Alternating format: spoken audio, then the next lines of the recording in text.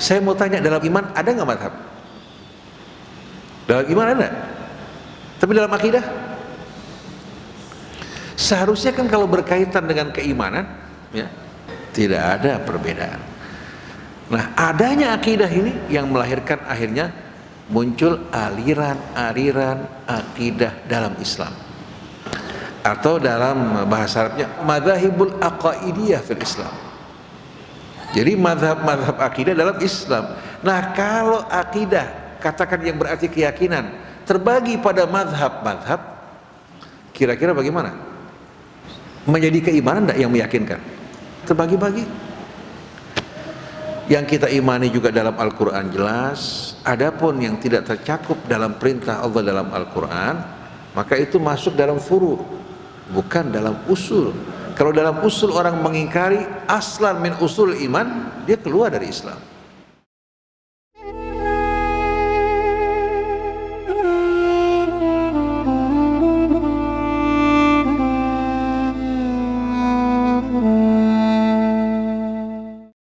Bismillahirrahmanirrahim. Alhamdulillahi rabbil alamin.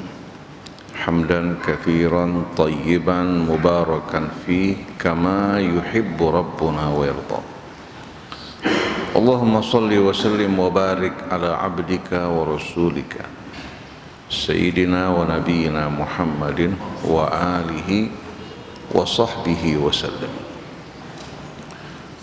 Subhanaka la ilma lana illa ma 'allamtana innaka antal alimul hakim. Wala haula wala quwwata illa billahil aliyyil azim. Rabbana zidna ilman wa alhiqna bis salihin waj'al lana lisana sidqin fil akhirin waj'alna min warathati jannatin na'im wala tukhzina yawmaddin yawma la yanfa'u malun wala banun illa man atallaha biqalbin salim.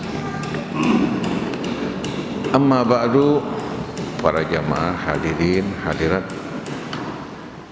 jamaah as-saimin as-saimat, jamaah ta'lim Masjid Al-Mahdi yang dirahmati Allah. Assalamullahi alaikum warahmatullahi wabarakatuh. Tidak terasa waktu berlalu dengan cepat. Sabtu kemarin kita memulai ta'lim kita. Ada yang mulai puasa pada hari Sabtu, ada yang puasa pada hari Ahad. Yang mulai hari Ahad telah berlalu 7 hari.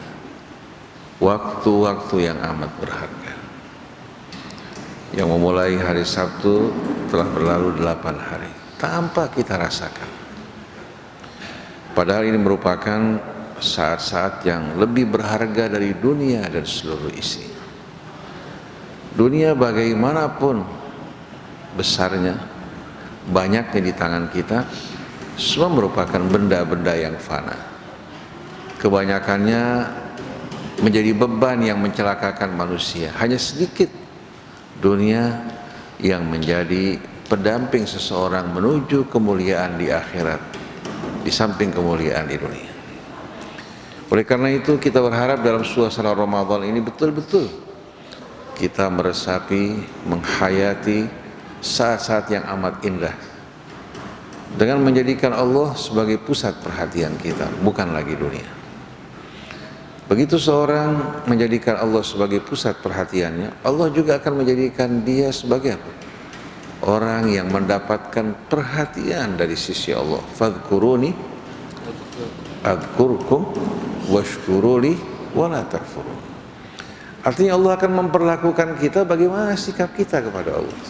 Tidak ada pilih kasih, tidak ada diskriminasi, karena semua adalah hamba Allah. Bila seorang hamba yang berasal dari kalangan rakyat jelata, yang tak dikenal, yang tak terpandang, tapi hatinya selalu mengingat Allah, maka dia akan mendapatkan kemuliaan dari Allah. Akan selalu diingat, diperhatikan oleh Allah, doanya dikabulkan, langkah-langkahnya selalu dalam iringan rahmat Allah. Dan Allah tidak akan membiarkan dirinya tersesat. Tapi seorang yang berpaling dari Allah, apalagi menyombongkan diri, maka dia tidak akan mendapatkan perhatian dari Allah. Ini makna yudhillu may yasha wa yahdi may yasha. Ini merupakan masyiah Allah. Bukan berarti Allah secara sewenang-wenang menyesatkan hambanya, kemudian secara pilih kasih memberikan hidayah kepada hambanya, tidak. Allah akan perlakukan kita tergantung bagaimana sikap kita terhadap Allah. Allah telah memulai kita dengan nikmatnya, dengan berbagai macam karunia yang tak terhingga. Sekarang Allah menanti bagaimana sikap kita. Bagaimana sikap kita, padahal Allah telah menurunkan kitabnya, mengutus rasulnya, memberikan kita akal, menjadikan alam raya dan seluruh isinya sebagai tanda-tanda kebesaran Allah. Nah, seruan dan ajakan Allah mengajak kita untuk beriman kepadanya. Beriman bukan hanya percaya. Kalau percaya, tahu, ya, memasukkan seorang beriman seperti yang sering kita tegaskan, maka iblis lebih beriman dibandingkan kita. Tapi Allah nyatakan, aba wastakbara wa kana minal kafirin. Oleh karena itu iman bukan hanya sekedar percaya, tapi iman dari kepercayaan melahirkan keyakinan, karena semua yang diimani selaras dengan kebenaran, baik di alam raya maupun kebenaran yang terdapat dalam dirinya. Lalu melahirkan hadirin sekalian dorongan yang mendorong dirinya untuk mendekat dan merapat ke sisi Allah dan menjauhkan dari apa-apa yang tidak diridhai Allah Subhanahu wa taala. Pada saat iman seseorang kuat, dia akan merapat ke sisi Allah, akan selalu ingat padanya dan akan dijauhkan dari syaitan. Maka Allah perintahkan kita salat sebanyak 5 kali satu hari dalam rangka apa? Aqimus salata li dzikri, tegakkan salat untuk membuat engkau selalu ingat padaku. Dan mengingat Allah sedikit pun tidak menguntungkan Allah, tapi menguntungkan kita para hambanya. Dan pada saat puasa ini Allah berjanji untuk mengabulkan doa hamba-hambanya. Bahkan secara khusus Allah turunkan satu ayat setelah perintah berpuasa syahrul Ramadan alladzi unzila fihil Quran, yang ditutup dengan walitukabbirullaha ala ma hadakum wa la'allakum tashkurun. Ayat berikutnya, wa idza sa'alaka ibadi anni fa inni qarib. Apabila hambaku bertanya padamu, di mana aku? Allah tidak berkata pada Rasulnya, faqul lahu inni qarib. Karena kalau katakan masih ada apa? Masih ada jarak. Tapi langsung Allah mengambil jalan pintas, fa inni qarib, sesungguhnya aku amat dekat daripadanya. Bahkan sekejap pun Allah tidak pernah meninggalkan kita. Sekejap pun Allah tidak pernah meninggalkan kita. Kalau sekejap Allah tinggalkan kita, kehidupan kita akan berakhir. Jantung kita akan berhenti, paru-paru kita juga akan apa? Akan berhenti untuk berkembang. Seluruh organ tubuh kita tidak akan bekerja. Tapi Allah Subhanahu wa taala, sebagaimana yang Allah gambarkan, wa huwa ma'akum aina ma kuntum. Dia bersama kalian dimanapun apa? Kalian berada. Bukan kebersamaan ruang, kebersamaan waktu ini kebersamaan yang dangkal. Kalau kebersamaan ruang Allah sedang bersama di sini, berarti sebagian tempat kosong dari Allah. Rahmatnya, perhatiannya, kasih sayangnya, Dia menunggu kita untuk mengangkat tangan kita berdoa, menunggu kita untuk kembali kepadanya bertaubat, memperbaiki diri kita. Asal Allah di hati kita, doa kita pasti dikabulkan. Tapi banyak orang berdoa yang di hatinya bukan Allah, yang di hatinya kebutuhannya. Betul nggak Ibu sekalian? Yang di hati kita ini bukan Allah, tapi kebutuhan kita. Mau ini, mau itu, mau ini, mau itu, sedangkan Allah tidak menempati hati kita. Coba mulai dengan menempatkan Allah di hati kita, penuh rasa hormat, rasa syukur dan cinta, lalu mohon pada Allah apa yang Allah tidak akan kabulkan.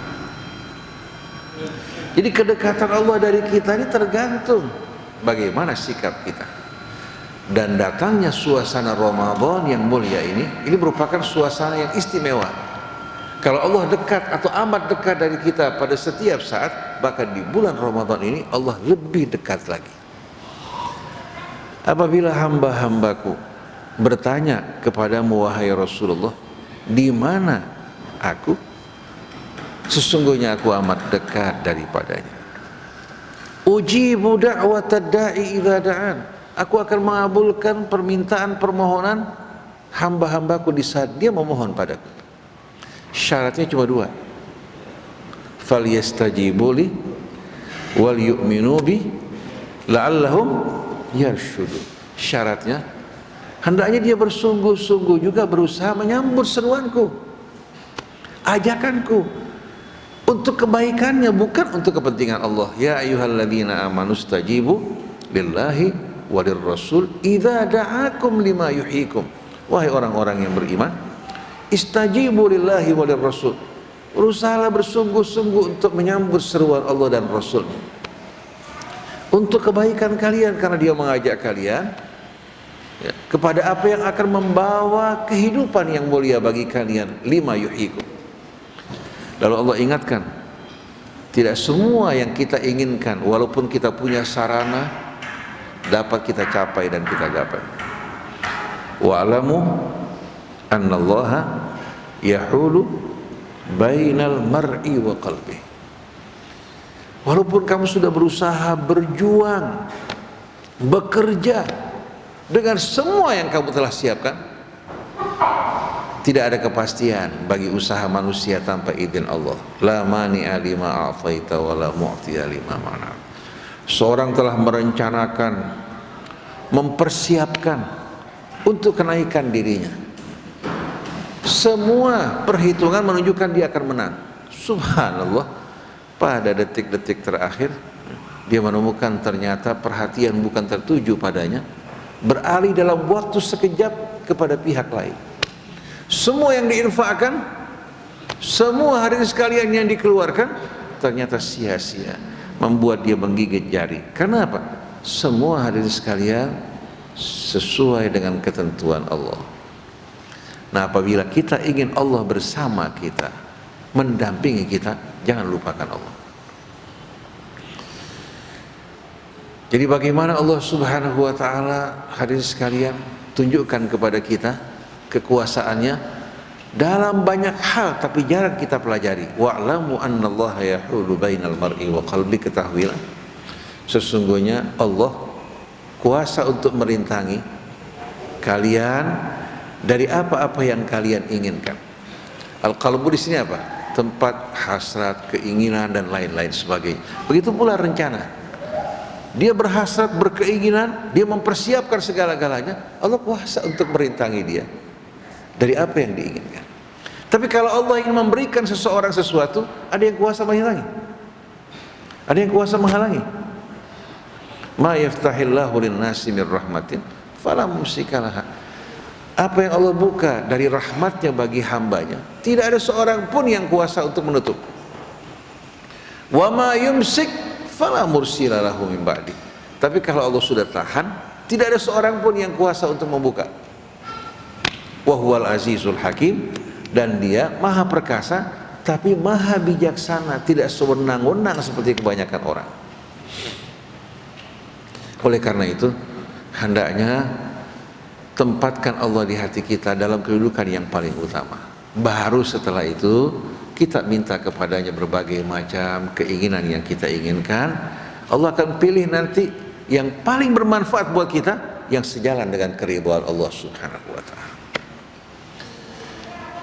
Jadi keimanan bukan hanya sekedar kata-kata, ucapan, kepercayaan, bahkan bukan hanya sekedar keyakinan. Saya yakin iblis lebih yakin tentang Allah dibandingkan kita. Bahkan dia berkata pada Allah, qala rabbi anzirni ila yaumi yub'atsun. Wahai Tuhanku, dia tahu Allah maha kuasa atas dirinya, Allah yang menciptakan diri, sampai dia mengatakan khalaqtani min narin wa khalaqtahu min tin. Anzirni ila yaumi yub'atsun. Dia tahu bahwa kehidupan ini di tangan Allah. Tangguhkan aku hingga hari mereka dibangkitkan. Yakin tidak? Yakin. Tapi beriman tidak? Tidak. aba wastakbara wa kana minal kafirin. Sedangkan Adam berbuat dosa, berbuat kesalahan, tapi kesalahannya bukan kesalahan yang berupa kesombongan, keangkuhan. Dia berbuat dosa, dia menyesal memperbaiki dirinya. Setelah itu memperbaiki dirinya. Tapi iblis berbuat salah, bukan menyesal, bukan menyalahkan dirinya, dia salahkan Allah. Dia mengatakan fabima aghwaitani, karena kamu selewengkan dan sesatkan saya. La aqudanna lahum siratakal mustaqim, aku akan duduk di setiap jalan yang lurus. Kalau jalan-jalan yang bengkok, yang menyimpang, bahkan iblis menghalau dan mendukung. Tapi di setiap jalan lurus, orang mau mendekat kepada Allah, orang mau mempelajari Al-Quran, orang mau mengajak pada kebajikan, pasti iblis akan berusaha berintai. Thumma la'atiyannahum min baini aydihim wa min khalfihim wa an aymanihim wa an syama wa la tajidu aktsarahum syakirin.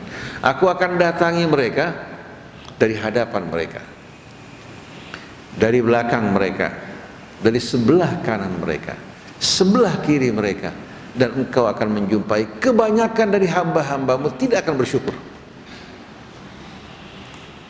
Cuma iblis nggak menyebutkan dua arah, satu atas, satu apa? Atas melambangkan seorang hamba yang berserah diri pada Allah, berdoa padanya.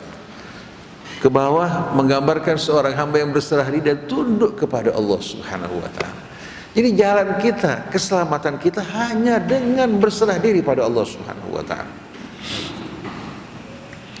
Falyastajibu li, hendaknya mereka juga bersungguh-sungguh menyambut seruanku, kan untuk kebaikan mereka. Wal yu'minu bi, dan hendaklah mereka beriman kepadaku dengan sungguh-sungguh. Apabila seorang hamba bergegas-gegas menyambut seruan Allah, Allah juga akan lebih cepat padanya dalam menyambut dirinya. Seperti hadits kursi yang datang kepadaku satu jengkal, man atani shibran ataituhu dhira'an, yang datang satu jengkal padaku, aku akan datang padanya satu hasta. Wa man atani dhira'an ataituhu ba'an, yang datang padaku satu hasta, aku akan menghampirinya satu depak. Wa man atani yamshi ataituhu harwalah, yang datang kepadaku berjalan, aku akan bergegas-gegas kepadanya. Ini bukan berarti Allah berjalan ya, atau Allah berlari, tapi maksudnya rahmat Allah lebih cepat menyambut kita daripada kedatangan kita. Kenapa kita harus berkecil hati? Saya merasa para jamaah hadirin hadirat sekalian merasa khawatir, gelisah, resah pada saat ya, kita terpisah dari Allah. Mulai hati tidak berserah diri pada Allah ya. Mulai bayangan-bayangan dunia di kepala kita, beban tanggung jawab yang kita pikul, itu langsung hati bergelisah. Tapi begitu kita menyadari kelemahan kita, kita kembali kepada Allah, berserah diri padanya, akan datang jalan-jalan yang tak terhingga. Jadi falyastajibu li wal yu'minu bi la'allahum yarsyudun, karena semua yang kita inginkan di tangan Allah, yang membahayakan kita dalam kendali Allah, kita kembali pada Allah. Allah Subhanahu wa ta'ala akan melindungi kita sebagaimana melindungi para nabi dan para rasul. Nah, para jamaah sekalian, pada kajian hari Sabtu yang lalu kita berbicara mengenai pokok-pokok Islam, sebagaimana mustalah yang dipergunakan Al-Quran, demikian pula yang dipergunakan oleh Nabi kita Muhammad SAW pada masa-masa keemasan Islam dan umat bersatu. Itu iman, Islam, dan ihsan. Kalau kita membuka ayat Al-Quran, kita akan jumpai ketiga istilah ini begitu banyak terdapat dalam Al-Quran. Tadi Ustaz Fitrah menutup bacaannya, wallahu yuhibbul muhsinin wa ahsinu innallaha yuhibbul muhsinin. Kita jumpai bagaimana ketiga istilah ini sebetulnya saling bertalian satu dengan lain. Iman merupakan fondasinya, Islam merupakan sikap berserah diri yang mencakup seluruh aspek kehidupan kita, Kemudian ihsan adalah buah dari orang-orang yang beriman yang sejati, yang sebenarnya. Karena kita tidak mengikuti petunjuk Allah, akhirnya banyak tuduhan dilontarkan pada umat Islam bahwa umat Islam ini bangsa barbar, kejam, haus darah, tidak memiliki peri kemanusiaan, sampai akhirnya para ustadz yang lemah, ya, yang kalah di hadapan berbagai macam tudingan ini mengatakan bahwa kemanusiaan di atas agama, lebih diutamakan dari agama, seolah-olah agama tidak ada hubungan dengan kemanusiaan, padahal Allah mengatakan wa ma arsalnaka illa rahmatan lil alamin. Kenapa? Karena kita tidak akrab dengan Al-Quran. Hari Ahadnya kita membacakan ayat-ayat dari Suratun Nahl. Ayat-ayat ini ayat-ayat yang mengajak kita merenungkan kebesaran keagungan Allah, hingga iman kita ala bayyinah, ala basirah, bukan iman ikut-ikutan, tapi iman atas dasar pemahaman dan penghayatan. Dan kita lihat coba ayat-ayat yang begitu banyak dalam Al-Quran, yang menggiring kita betul-betul untuk beriman kepada Allah atas dasar bayyinah dan basirah. Bahkan Allah perintahkan Rasulnya untuk mengumumkan di hadapan khalayak dan umat manusia bahwa hidup bersamanya hingga apa? Hingga akhir zaman. Karena pengumuman ini terdapat dalam Al-Quran. Itu pada akhir surat Yusuf, qul hadhihi sabili. Katakan, umumkan wahai Rasulullah, inilah jalanku. Qul hadhihi sabili ad'u ilallah. Aku mengajak kepada Allah, bukan kepada kelompok, kepada golongan, kepada sekte atau partai, kepada Allah. Ala basirah, bukan dengan ikut-ikutan secara membuta atau membeo, tapi ala basirah. Kalau basar mata ini, kalau basirah mata hati kita. Artinya dengan memahami, mencernakan sesuatu atas dasar pemahaman. Ana wa manittaba'ani, inilah jalanku dan jalan orang-orang yang mengikuti aku. Berarti kalau berdakwah tanpa sama sekali mengajak orang untuk memahami apa-apa yang diajak dan diserukan, tapi mengancam, menakut-nakuti, menteror, kemudian memberikan stigma negatif, ini bukan ajaran Rasul. Ini ajaran siapa? Ajaran syaitan. Oleh karena itu kita jumpai para nabi dalam Al-Quran, kita lihat dalam uslub dialog para nabi bersama apa? Bersama umat mereka, bahkan bersama raja-raja yang diajak, selalu berdialog dengan mempergunakan kekuatan logika dan akhlak yang santun. Mereka mencaci, memaki, mengatakan kamu sesat, kamu tidak waras. Jawaban mereka santun, tidak pernah keluar kata-kata yang kotor dari mulut mereka. Mereka mengatakan, qala ya qaumi laisa bi safahatun. Sedikit pun aku tidak tidak ada hal-hal yang tidak waras pada diriku. Dalam ayat sebelumnya, laisa bi dhalalatun walakinni rasulun min rabbil alamin. Aku bukan orang yang tersesat, tapi seorang rasul yang diutus oleh Rabbul Alamin. Jadi bukan menjawab dengan cara-cara yang kasar dan arogan, tapi yang menggunakan logika kekuatan siapa? Yang mengancam siapa? Mereka. Seperti Fir'aun, Namrud. Kita saksikan juga para umat yang diajak oleh Nuh, oleh Nabi Allah Hud, Nabi Allah Saleh. Mereka mengancam dengan ancaman yang bermacam-macam. Maka dakwah disampaikan dengan kekuatan logika, dengan mengajak orang merenung, memahami sesuatu, kemudian meningkat kepada keyakinan dan keimanan yang menggiring dirinya untuk bekerja beramal sesuai dengan apa yang diyakini. Tapi mereka menggunakan logika kekuatan jelas. Maka mari bersama-sama kita, baik menghadapi anak kita, masyarakat kita, juga umat kita, jangan biasakan menggunakan bahasa-bahasa teror yang tidak pernah dipergunakan dalam dakwah Nabi kita maupun dakwah para Nabi dan para Rasul. Kalau seandainya musuh menggunakan senjata, melakukan tindakan teror, pada saat itu bukan lagi maqam dakwah, tapi maqam perlawanan untuk apa? Untuk menjaga keselamatan baik diri kita maupun umat kita dari perbuatan-perbuatan aniaya dan zalim. Tidak pernah terdapat dalam Al-Quran perintah yang memerintahkan kita untuk memerangi mereka-mereka yang hidup dalam keadaan damai dan baik. Yang ada waqatilu fi sabilillahi alladziina yuqatilunakum. Perangilah orang-orang yang memerangi kalian, dan perang tersebut di jalan Allah. Wala ta'tadu, jangan kalian melampaui batas mengganggu orang-orang yang tidak sama sekali melakukan kerusakan. Innallaha la yuhibbul mu'tadin. Jadi para jamaah sekalian, Islam yang disampaikan Rasul, yang diterangkan Allah dalam Al-Quran, sederhana, mudah, diiringi dengan dalil yang begitu banyak, hingga bangsa Arab jahiliyah yang terkebelakang, yang tidak pernah mengecap pendidikan, SD pun nggak tamat, apalagi perguruan tinggi. Betul nggak? Tapi kenapa mereka bisa menyambut, bahkan bisa beralih dari orang yang terkebelakang, yang tertinggal, menjadi umat yang tercerahkan dan memimpin umat manusia menuju kemuliaan dan kemerdekaan dalam arti yang sebenarnya, bukan menjajah manusia, bukan ustadz berdakwah menjajah muridnya untuk kepentingannya, tapi justru dia memerdekakan dirinya. Dia merasa apa yang disampaikan seorang ustadz padanya betul-betul membebaskan diri dari segala macam bentuk perbudakan dan mengangkat martabatnya, memuliakan dirinya. Maka rasa cinta mereka pada Rasul tak terhingga. Coba lihat bagaimana cintanya Salman Al-Farisi kepada Rasul, cintanya Bilal bin Rabah kepada Rasul, cintanya sahabat-sahabat Nabi yang mulia. Mereka mengatakan, bi abi wa ummi anta ya Rasulullah. Aku rela, bukan hanya diriku, aku tebus kamu dengan ayah dan ibuku. Kenapa? Karena mereka merasa berhutang pada Nabi yang luar biasa.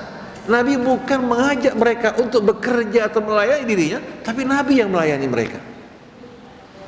Sampai Nabi dalam satu hadis mengatakan apa?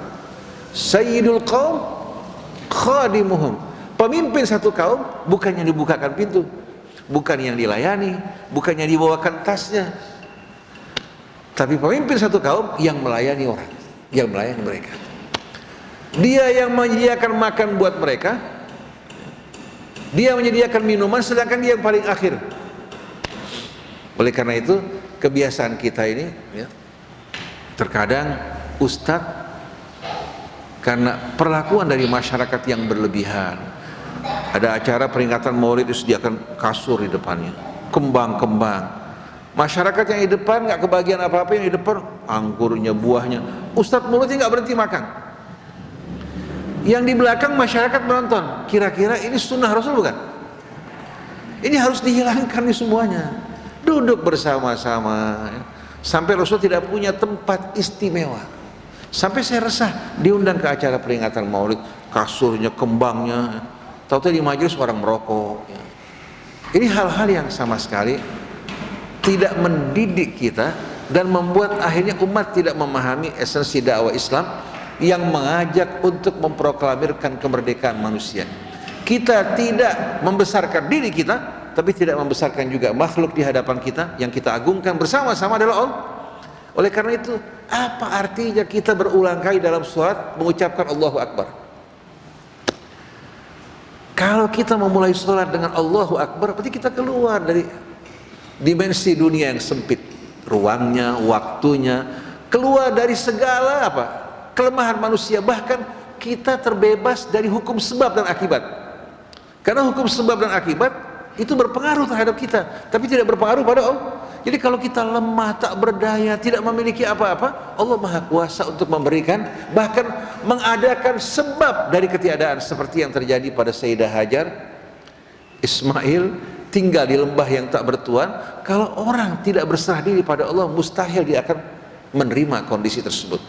Tapi Ismail bersama sang ibu, ketika ditinggalkan di tempat tersebut, lalu sang istri bertanya pada suaminya, Allahu amaraka, apakah Allah yang memerintahkan kamu? Kan dia tahu suaminya orang yang berjiwa mulia, orang yang betul-betul berserah diri pada Allah, mustahil dia melakukan sesuatu dengan kezaliman. Ibrahim menjawab, na'am, Allahu amaraka. Istrinya nggak bertanya, apa yang tua yang merintahkan kamu untuk membuang saya di sini? Ini pertanyaan biasa nggak keluar dari wanita kalau diperlakukan seperti ini? Betul nggak? Itu kalau kita pantas perempuan bertanya seperti ini. Tapi Ibrahim, istrinya betul-betul yakin bahwa apa? bahwa suaminya tidak mungkin melakukan sesuatu secara aniaya. Ketika Ibrahim mengatakan benar Allah yang memerintahkan aku, pada saat itu langsung wajahnya berseri-seri. Idzan lan yubiana. Kalau gitu Allah tidak akan sia-siakan kita. Bayangkan di tengah-tengah padang yang tak bertuan, panas, terik, terasing, binatang buas juga masih berkeliaran, dia sedikit pun tidak berputus asa. Dia menerima dengan penuh keikhlasan. Di saat kehabisan bekal, dia naik ke bukit Safa, pandangannya menuju ke sana kemari mencari sesuatu yang bisa menyambung hidupnya. Mungkin ada kafilah berlalu, tanda-tanda air. Setelah dia tidak menjumpai, dia gendong anaknya, dia berangkat menuju Marwah. Ini bukan perjalanan sia-sia. Oleh karena itu dinamakan sa'i. Artinya apa? Usaha. Kalau saya bilang dalam bahasa Arab as'a, artinya saya berusaha. Berubah dalam bahasa Indonesia menjadi usaha, dari as'a menjadi seperti iklan bahasa Arab berubah jadi iklan. Karena ain susah disebutkan dalam apa? Dalam bahasa Indonesia. Tidak terdapat dalam abjad bahasa kita ain. Jadi berubah menjadi apa? Menjadi sebutan yang mudah disebutkan. Iklan jadi iklan. Ta'lim jadi, biasanya kalau ditulis jadi taklim ya. Atau yang bisa menyebutkan ain dengan baik pakai tanda titik di atas ta'lim. Begitu juga as'a, saya berusaha dari sa'a yas'a sa'yan. Nah sa'yan ini sa'i. Jadi Sayyidah Hajar tidak bermalas-malasan. Tugas dia sebagai manusia berusaha, sedangkan rezeki di tangan Allah, bukan dari usahanya. Kalau kita bergantung dengan usaha kita, mustahil bisa berikan makan. Jangankan istri kita, anak kita nggak mampu, apalagi untuk membantu orang lain. Jadi usaha kita tidak sebanding dengan rezeki yang Allah berikan buat kita. Tapi jangan diam, jangan melamun, jangan bernyanyi main gitar sambil menghayalkan Allah akan kirimkan rezeki. Tapi apa? Kerja, usaha. Dengan usahanya Allah Subhanahu wa ta'ala anugerahkan rezekinya. Jadi setelah usaha dilakukan, pintu rezeki dan rahmatnya Allah buka. Dan jangan dalam berusaha bergantung pada usaha ibu. Minta sama Allah dengan rahmatnya keluasan yang seluas dengan apa yang ibu butuhkan, bahkan lebih daripada apa yang ibu butuhkan, agar ibu dapat berbuat kebaikan di jalan Allah Subhanahu wa ta'ala. Karena kalau kita minta pada Allah agar usaha kita berjalan lancar, yang didapatkan sesuai dengan usahanya. Tapi minta kepada Allah dari rahmat dan kemurahan. Jadi sa'i merupakan pelajaran yang Allah jadikan buat kita dalam ibadah haji, bahkan merupakan salah satu rukun haji, agar kita memahami dalam hidup ini bahwasannya sebelum kita memohon kepada Allah, hendaknya diawali dengan usaha dan keyakinan pada Allah. Sayyidah Maryam ketika habis melahirkan anak, kita tahu kondisi wanita lemah, habis pendarahan keluar, habis letih ya, untuk mengeluarkan anak itu merupakan beban yang berat. Tahu-tahu Allah mengatakan wa huzzi ilaiki bi jid'in nakhlati tusaqit alaiki rutaban janiyya. Goyangkan pohon kurma, dia akan menjatuhkan buah-buah rutab yang segar buat kamu. Pohon kurma berbuah musim panas, musim dingin. Bulan Desember musim panas, musim dingin. Berarti hadirin sekalian, lahirnya Al-Masih Isa ibnu Maryam pada saat korma dalam keadaan matang. Rutab itu pada saat matang dalam keadaan muda, bukan mengkel, sudah seperti madu. Goyangkan pohon korma, dia akan menjatuhkan buat kamu rutab yang membantu kamu untuk apa? Untuk menggantikan kehilangan kamu, darah kamu yang keluar, keletihan kamu. Rutaban janiyya, dalam keadaan terpetik. Nah, ibu-ibu sehat bukan dalam keadaan melahirkan. Kalau goyang pohon kurma, buahnya jatuh tidak? Tidak akan jatuh kan? Yang laki-laki juga goyang pohon kurma, buahnya jatuh tidak? Tapi Allah kasih Sayyidah Maryam, Allah anugerahkan kurma tersebut, Allah perintahkan padanya hanya untuk menggoyang pohon kurma sesuai dengan kemampuan dia. Orang habis melahirkan lemah, menggoyang apa artinya? Artinya usaha dulu, baru Allah anugerahkan buat kita rahmat dan kemurahannya. Dan jangan dibatasi permintaan ibu pada usaha ibu, minta pada Allah rahmat dan kemurahan. Nah, di saat kita dibacakan ayat-ayat Allah yang mengajak kita merenung, baik ayat yang terdapat di langit, di bumi, daratan, lautan, termasuk wa fi anfusikum ayatun afala tubsirun wa fis sama'i rizqukum wa ma tu'adun fa wa rabbis sama'i wal ardi innahu lahaqqun mithla ma annakum tantiqun. Di samping dalam diri kalian terdapat tanda-tanda kebesaran Allah, apa kalian tidak bisa melihat?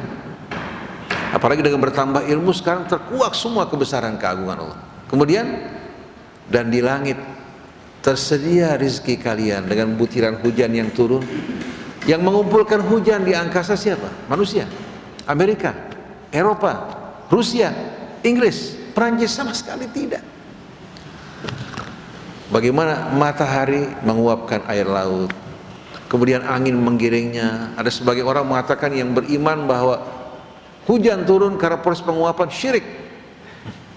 Jadi kalau kita perhatikan sama-sama, karena tidak memahami ayat-ayat Al-Quran yang begitu indah menggambarkan proses turunnya hujan seperti dalam awal surat Dzariyat, yang terdapat juga dalam surat Amma Yatasaalun, Allah sebutkan kata-kata mu'sirat.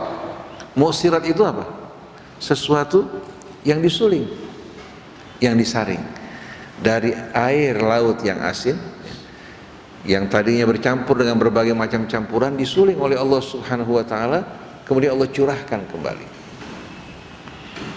Wa anzalna minal mu'sirati ma'an sajjaja. Kami turunkan bagi kalian air yang telah disuling ya, dari proses penguapan, air yang begitu melimpah ruah, yang turun dengan deras.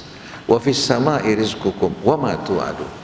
Dan apa-apa yang Allah janjikan bagi kalian, demi Tuhan penguasa langit dan bumi, itu adalah janji yang hak. Itu merupakan kalimat yang hak sebagaimana yang dijanjikan untuk kalian.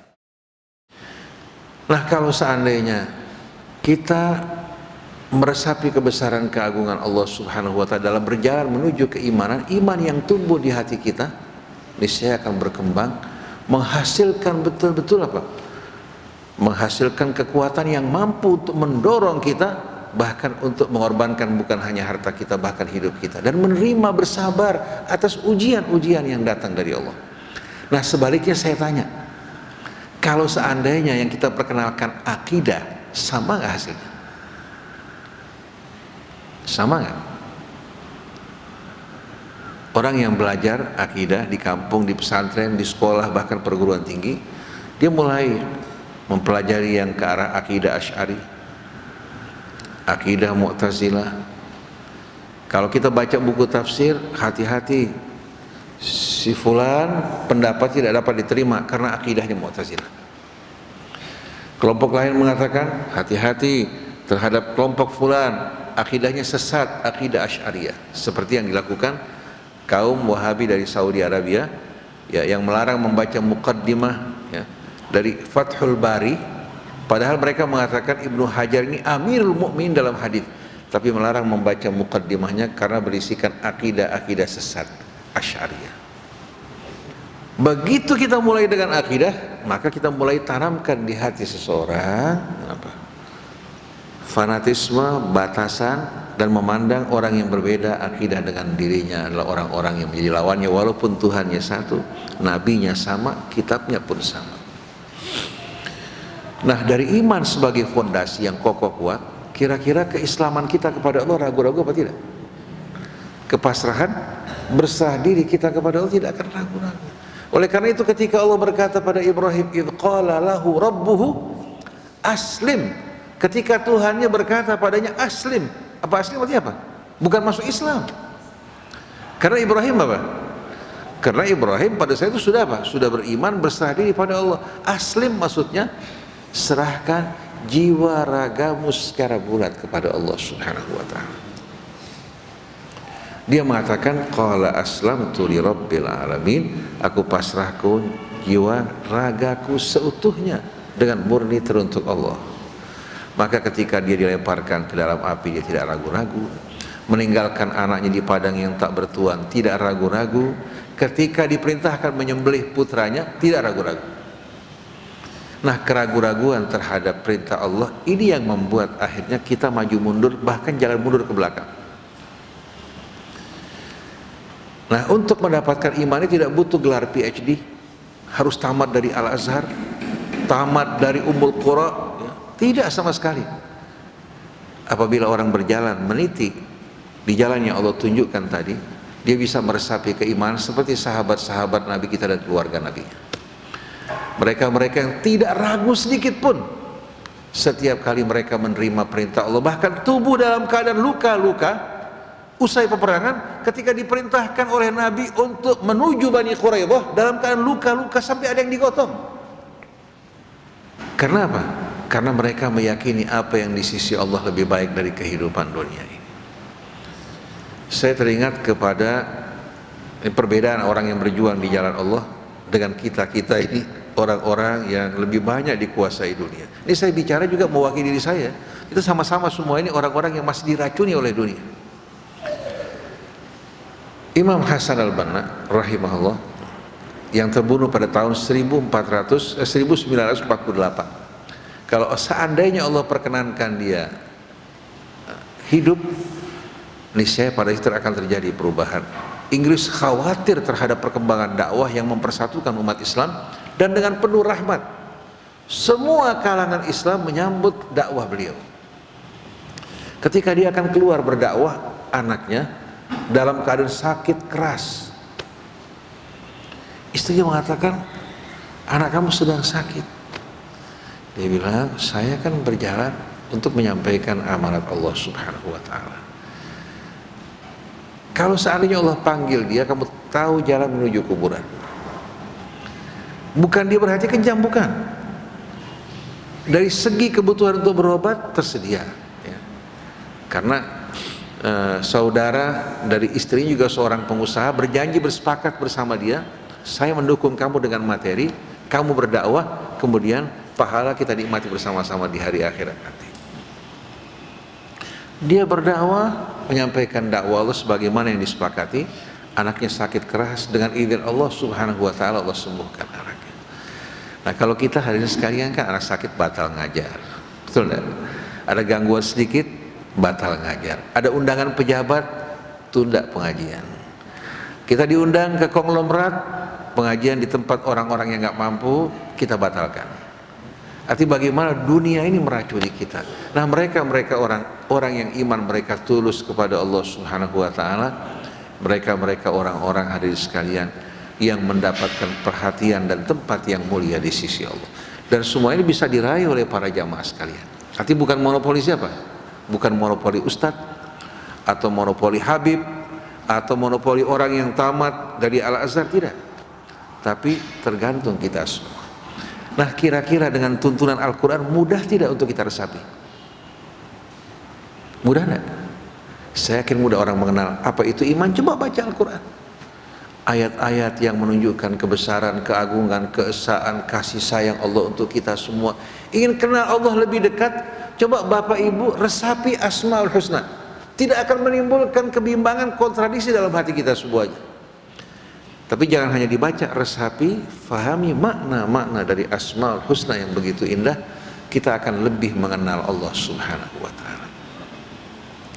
Jadi dari iman sebagai fondasi, keislaman sebagai bentuk berserah diri kepada Allah secara total, kemudian ihsan merupakan buah-buah dari keimanan keislaman kita kepada Allah. Niscaya orang akan menyaksikan kaum muslimin begitu menarik, menawan, mempesona seperti yang digambarkan pada akhir surah Al-Fath. Wa mathaluhum fil injil kazar'in akhraja syat'ahu fa'azarahu fastaghladha fastawa ala suqi yu'jibu az-zurra liyaghidha bihimul kuffar wa'adallahu alladhina amanu wa amilus salihati minhum lahum maghfiratun wa ajrun. Jadi para jamaah sekalian, kita ingin seterusnya kita tidak bicara mengenai pertentangan, perselisihan, perbedaan, tapi kita ingin berbicara tentang hal-hal yang disepakati. Sebelum saya serahkan mic kepada Ustaz Hamzah untuk melanjutkan. Setelah itu kita dialog. Ustaz Abu Bakar juga insya Allah akan menyampaikan narasinya. Nah, saya ingin bertanya pada para jamaah sekalian, kalau dalam fikih ya, yang kembali kepada interpretasi para mujtahid dan ulama terbagi pada madhab-madhab. Madhab artinya pendapat. Madhab Syafi'i, madhab Maliki. Saya mau tanya, dalam iman ada nggak madhab? Dalam iman ada. Tapi dalam akidah? Dalam akidah ada nggak? Ada nggak Ustaz Fitrah? Dalam akidah ada madhab nggak? Seharusnya kan kalau berkaitan dengan keimanan, ya, tidak ada sama sekali apa? Tidak ada perbedaan. Nah, adanya akidah ini yang melahirkan akhirnya muncul aliran-aliran akidah dalam Islam, atau dalam bahasa Arabnya madzhabul aqaidiyah fil Islam. Jadi mazhab-mazhab akidah dalam Islam. Nah, kalau akidah, katakan yang berarti keyakinan, terbagi pada mazhab-mazhab, kira-kira bagaimana? Bagaimana kira-kira? Menjadi keimanan tidak yang meyakinkan? Terbagi-bagi. Yang kita imani juga dalam Al-Quran jelas. Adapun yang tidak tercakup dalam perintah Allah dalam Al-Quran, maka itu masuk dalam furu', bukan dalam usul. Kalau dalam usul orang mengingkari aslan min usul iman, dia keluar dari Islam. Jadi mari bersama-sama tidak kita membiasakan diri kita untuk menggunakan kata akidah, tapi kita gunakan kembali istilah yang dipergunakan oleh Rasul, oleh Al-Quran, iman, Islam, dan ihsan.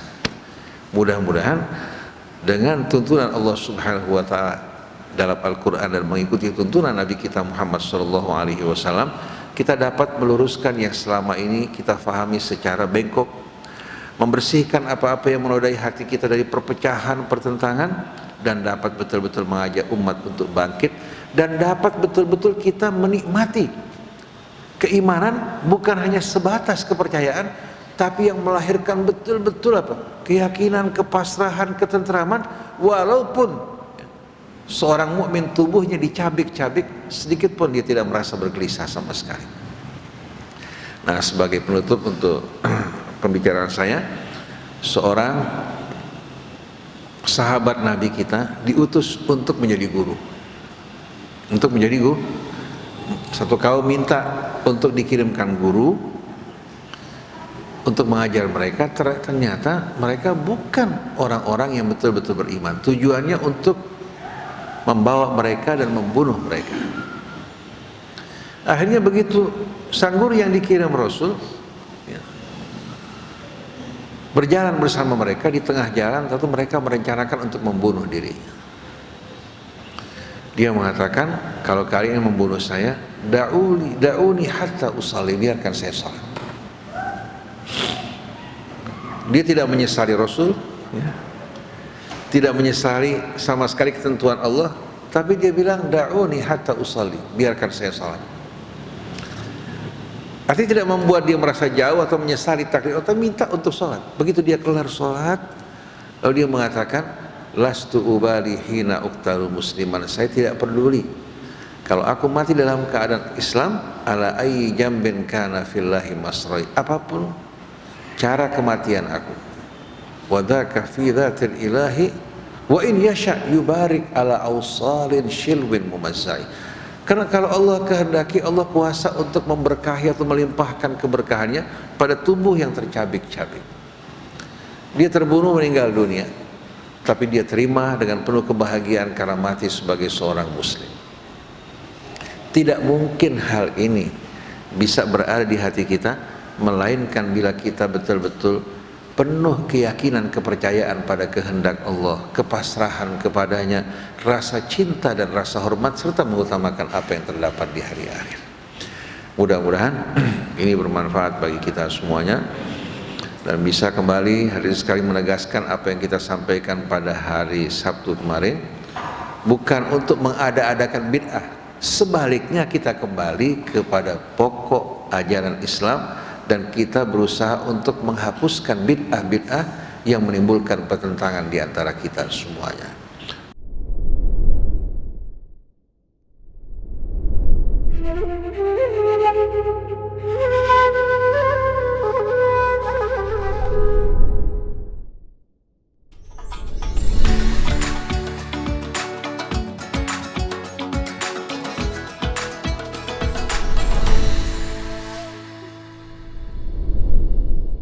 Ini karena kita lebih banyak akrab dengan budaya, akhirnya kita sedikit demi sedikit terpisah dengan apa? Dengan tuntunan Allah Subhanahu wa Ta'ala dan Rasul. Kalau kita lihat seorang seperti Bilal, dia rela untuk bertahan dalam siksa, dijemur di padang pasir, diletakkan batu di atasnya. Begitu juga Sumayyah dan Yasir.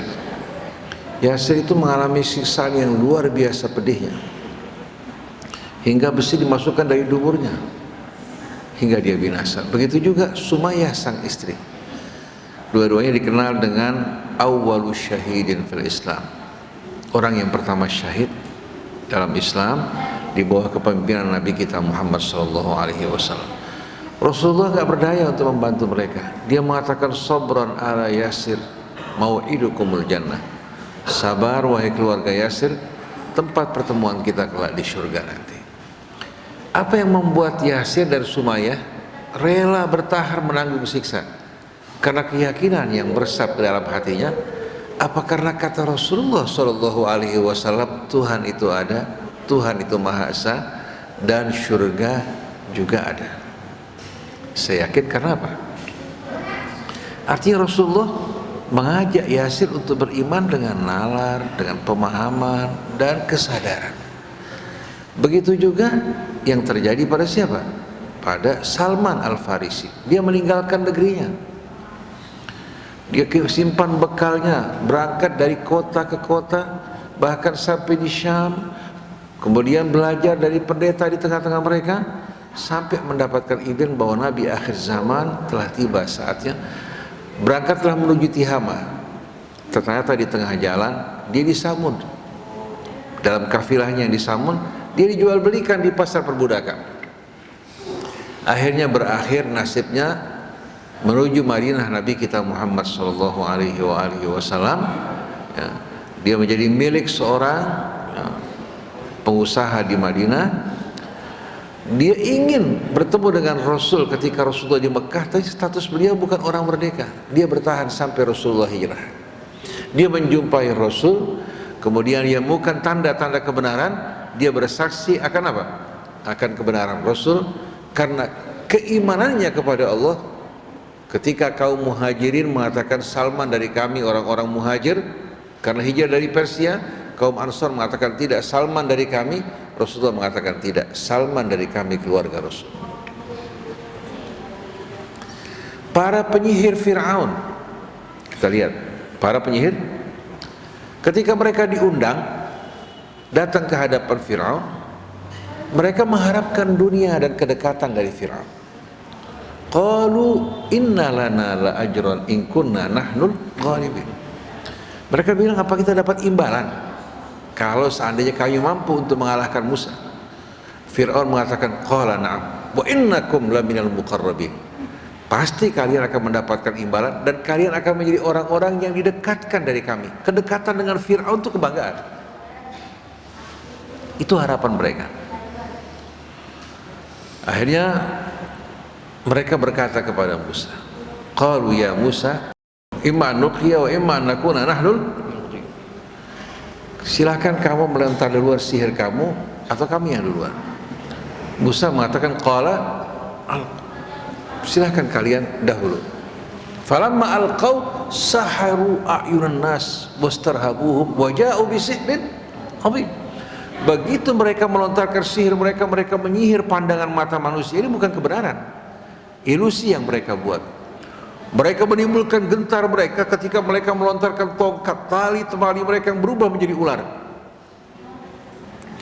Ketika suasana yang dahsyat tersebut, Allah berkata kepada Musa, wa auhayna ila Musa an alqi asak, silahkan kamu lontarkan tongkatmu wahai Musa. Fa idza hiya talqafu ma yafikun, tahu-tahu tongkat tersebut bukan mengubah tali kembali tali, tongkat menjadi tongkat kembali, tapi menelan semuanya hingga semuanya hilang. Para penyihir tahu bahwa ini bukan sihir. Sihir itu kalau yang lebih kuat mengembalikan yang lemah ke asalnya. Berhasil menelan semuanya. Langsung mereka menyadari bahwa ini bukan sihir. Faghulibu hunalika wanqalabu saghirin. Kebenaran tampil, yang batil hilang, dan mereka pada saat itu mengalami kekalahan pukulan yang luar biasa. Kemudian wa ulqiyas saharatu sajidin, para penyihir ya, yang tadinya apa? Dengan bangga datang ya, mengharapkan anugerah, langsung mereka tersungkur sujud di hadapan Allah, bukan di hadapan Musa. Qalu amanna bi rabbil alamin, Rabbi Musa wa Harun. Mereka langsung mengatakan kami beriman kepada Rabbul Alamin, Rabb Tuhan dari Musa dan Harun. Fir'aun langsung mengatakan apa? Qala amantum bihi qabla an adzana lakum inna hadza la makrun makartumuhu fil madinati litukhriju minha ahla fasawfa ta'lamun. Apa kalian berani beriman sebelum dapat izin saya? Fir'aun beranggapan semua harus apa? Dengan izin. Ini undang-undang dan aturan nggak boleh dilanggar. Kalau undang-undang Allah boleh. Itu kan biasa begitu kan? Kalau undang-undang dilanggar, yang dibuat manusia dianggap apa? Ini menentang apa? Kedaulatan. Juga menciptakan apa? Instabilitas. Dulu dikenal dengan subversif. Zaman Soekarno dikatakan kontra revolusioner. Jadi kita lihat bagaimana Fir'aun mengatakan, kalian berani beriman sebelum dapat izin saya. Ini betul-betul persekongkolan yang kalian lakukan bersama Musa untuk mengusir dan mengeluarkan penduduk Mesir. Coba antum lihat bagaimana Fir'aun dengan licik ingin menarik perhatian orang Mesir. Hati-hati, ini rencana makar yang disepakati antara para penyihir dengan Musa untuk mengusir kalian. Fala saufa ta'lamun, kalian bakal tahu bagaimana balasan saya. Lalu Fir'aun kata, la uqatti anna aydiyakum wa arjulakum min khilafin wa usallibannakum ajmain. Maka aku akan memotong tangan kaki kalian secara menyilang. Tangan kalian dipotong, kemudian kaki kiri dipotong atau sebaliknya. Kemudian aku akan salib kalian di atas pohon korma semuanya.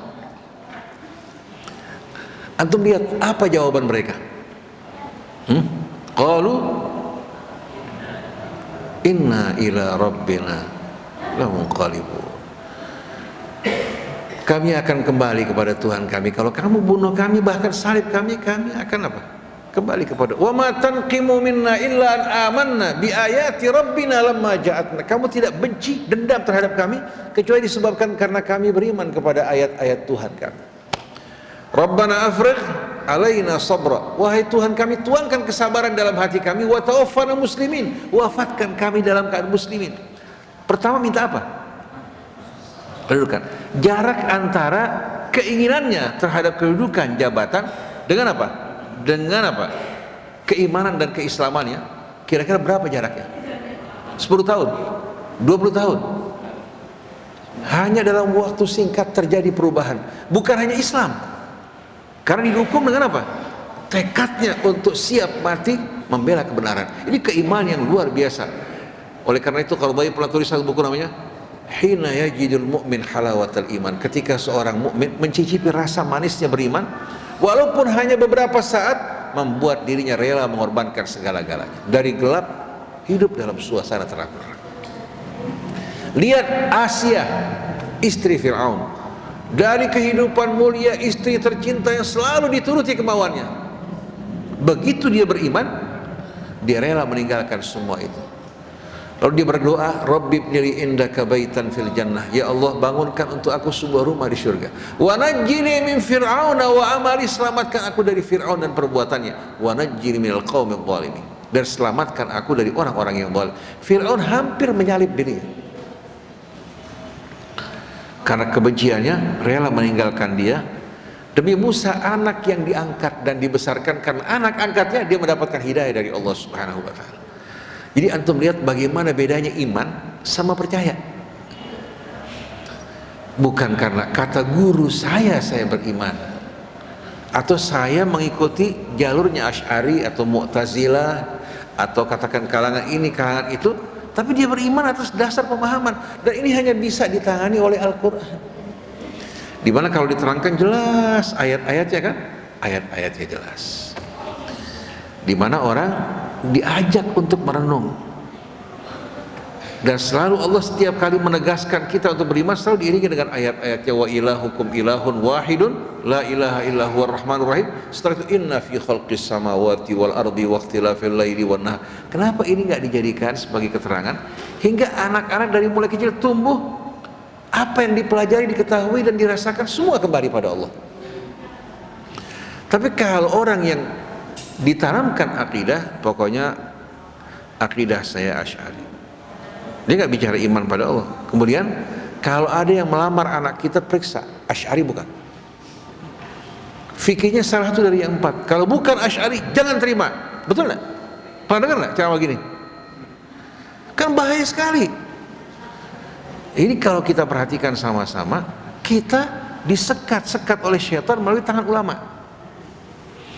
Nah, kita tidak ingin dengar lagi akidah Syiah, akidah Mu'tazilah, akidah Asy'ari, tapi ingin ingat iman kepada Allah, bersatu dalam iman dan Islam, saling mencintai, menghargai. Kalau ada perbedaan pendapat, duduk sama-sama. Jangan kita ingin membangun kelompok, membusukkan kelompok lain dengan apa? Dengan menanamkan fanatisme di hati para pengikutnya. Jadi bukan lihat apa yang diucapkan, apa yang diterangkan, lihat latar belakangnya apa.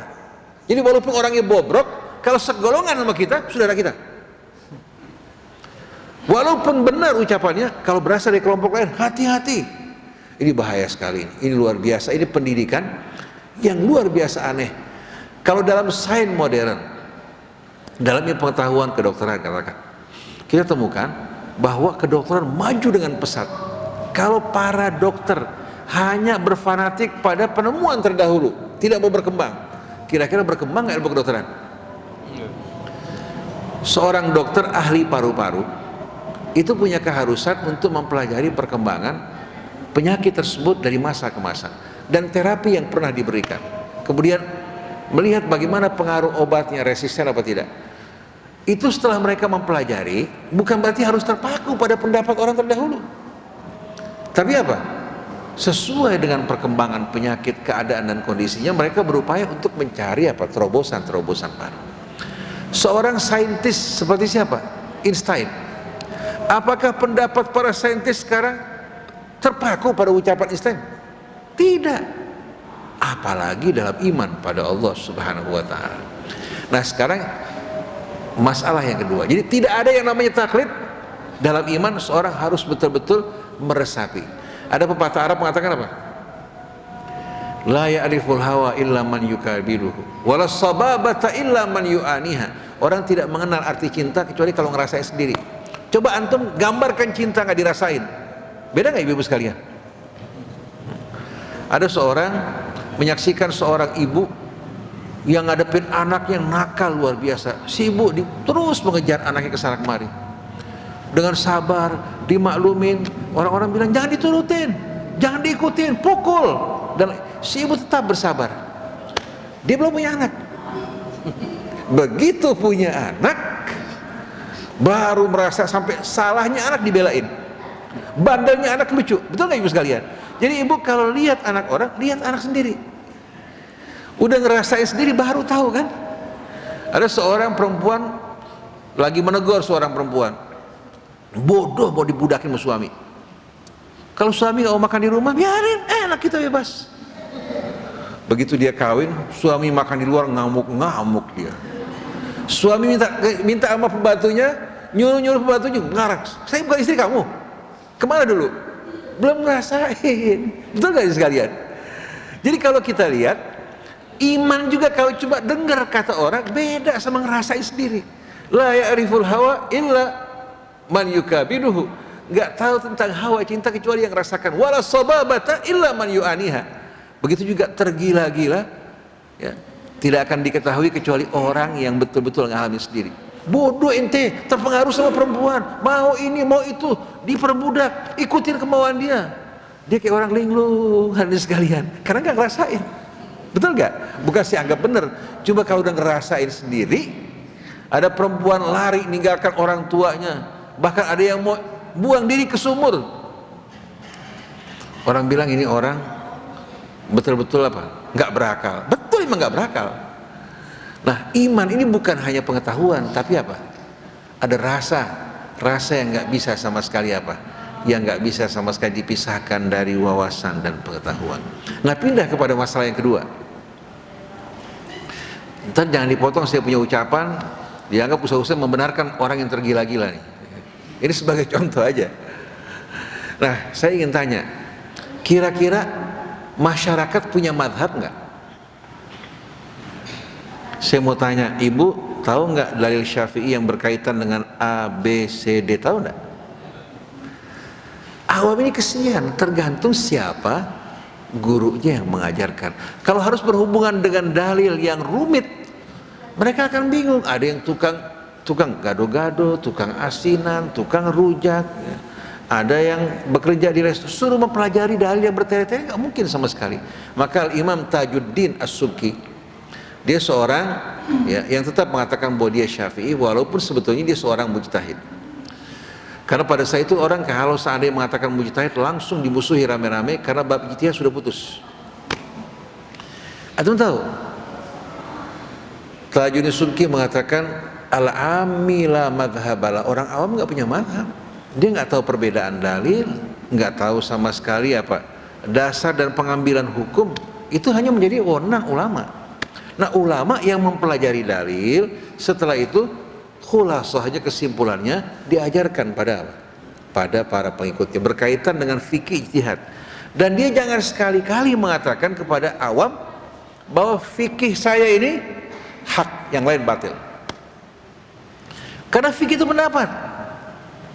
Tapi katakan bahwa ini pendapat saya dari apa yang saya pahami dari dalil. Contohnya dia mengajarkan kunut pada apa? Sholat subuh. Tapi jangan mengatakan hak. Katakan seperti Imam Syafi'i mengatakan, ini pendapat saya shawab. Shawab itu berdasarkan pertimbangan dia tepat. Tapi yahtamil khata', bisa salah. Wa ra'yu ghairi, pendapat orang lain namanya pendapat manusia.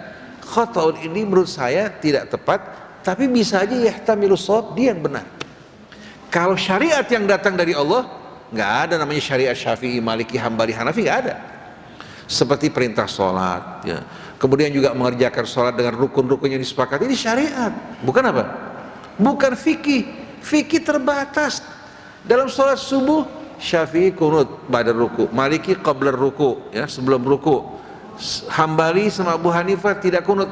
Itu, tapi kalau pokok sholatnya semuanya itu bukan fikih, syariat dari Allah yang disepakati melalui sunnah-sunnah amaliyah yang diajarkan Rasul. Jadi jangan fikih pendapat manusia dibesarkan, syariat dikecilkan. Jadi dalam fikih yang berbeda, yang menjadi wewenang ahli, serahkan kepada ahlinya. Sebagai contoh, orang datang berobat radang tenggorokan, dokter berikan resep buat dia, kasih antibiotiknya, katakan umpamanya amoxicillin, kasih juga untuk menghilangkan radangnya, ya. Kasih juga pengencer dahaknya, diberikan buat dia. Waktu pasien terima, pasien berhak nggak tanya, dok, kenapa dikasih ini, dok? Kenapa sekian ukurannya? Tepat nggak? Dia bukan ahlinya bidangnya dalam masalah tersebut, tapi basic knowledge-nya antara para dokter sama. Cuma mungkin obat yang diberikan berbeda mereknya, walaupun isinya sama.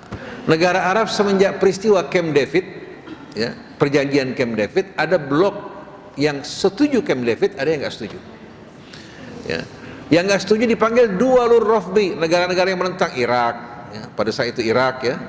Kemudian di samping Irak, kemudian Libya dan sekian banyak negara. Saudi Arabia termasuk yang berpihak pada Mesir, setuju pada Camp David. Kemudian kita di Mesir sama-sama nih, tahu-tahu ru'yat hilal disaksikan di Libya, disaksikan di Irak, di berbagai macam negara, ya, yang berbeda dengan apa? Dengan kelompok-kelompok yang menentang.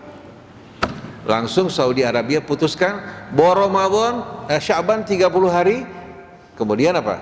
Besok apa? Masih berpuasa. Subhanallah, tahu-tahu baru 28 hari puasa, malam 29 kelihatan bulan. Kelihatan bulan. Akhirnya langsung mereka daripada dosa 2 kali kita hormatin pada saat itu. Mereka mengatakan besok kita lebaran, puasa qadha 1 hari. Gara-gara apa? Gara-gara pemerintah terlibat intervensi untuk melarang ikut pendapat fulan. Dan saya dengar katanya pada ru'yah kemarin dalam sebuah rekaman, kalau seandainya orang menyaksikan bulan pada malam Sabtu, jangan terima kesaksiannya, anggap bohong.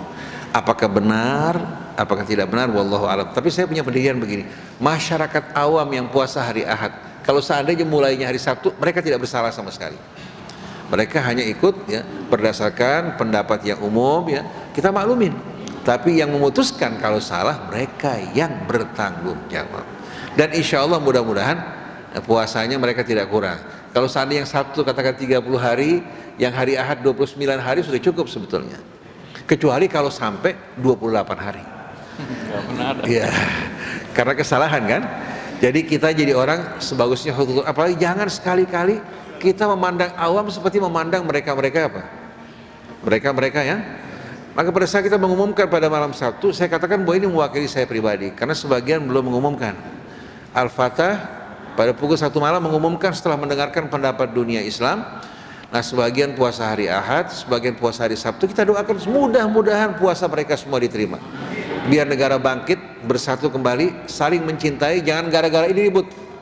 Jangan gara-gara ini yang gak ada uangnya ribut, nanti gara-gara gado-gado pukul-pukulan. Subhanakallahumma wa bihamdik, asyhadu an la ilaha illa anta, astaghfiruka wa atubu ilaik, wal afu minkum. Wassalamualaikum warahmatullahi wabarakatuh.